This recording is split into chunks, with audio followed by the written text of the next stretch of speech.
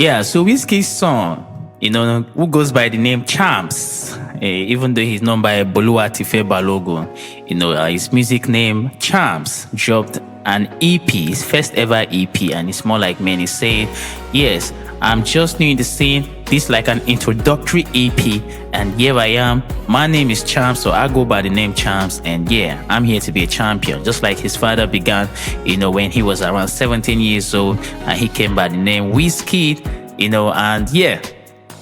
Here we are today, and his father is still blooming as Wizkid. There's something about the names we choose. However, there are people who have chosen bigger, beautiful names and still underperformed. So he goes by the name Champz, and I must say, yeah, Champz, welcome to the scene. It's open to anyone as far as yes, you have that competitive spirit and you have that unrelenting spirit, unflinching spirit, unwavering spirit like that of your dad. You are very much welcome. The competition is definitely gonna be tough, but yeah. At the end of the day, you already have a head start. Your dad is there. I mean, if I dropped an EP, nobody would definitely even listen to it because, who knows me, by the way? But here you are, you dropped your EP, your 5 songs EP, 11 minutes in total.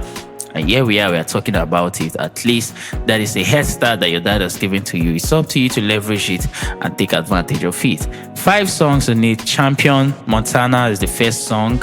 Grind is the second song. Superstar is the third song. Champion Sound is the 4th song. And Champiano is the 5th song. Dope songs, I must say. The productions are dope. Although, yes, we kind of have, some of the lyrics in between that kind of sound as though, Champz, but we know that you're not into the grind thing, but you're talking about the grind thing, where he's been grinding. So everybody is here wondering, what grind are you actually making reference to?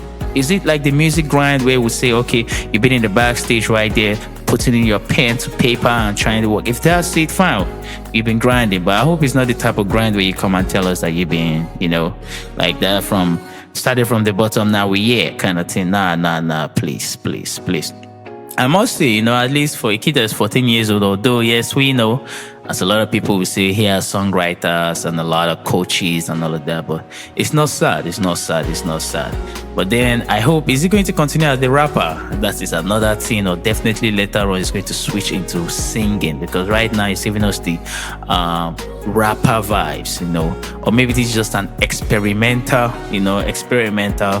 EP to see what the reception is going to look like, or maybe he's just still playing around the whole thing and still trying to see, what is he going to do, how is he going to come next, or maybe there's a fire already that's been cooked down and this one is just like the warm-up before we get the main dish.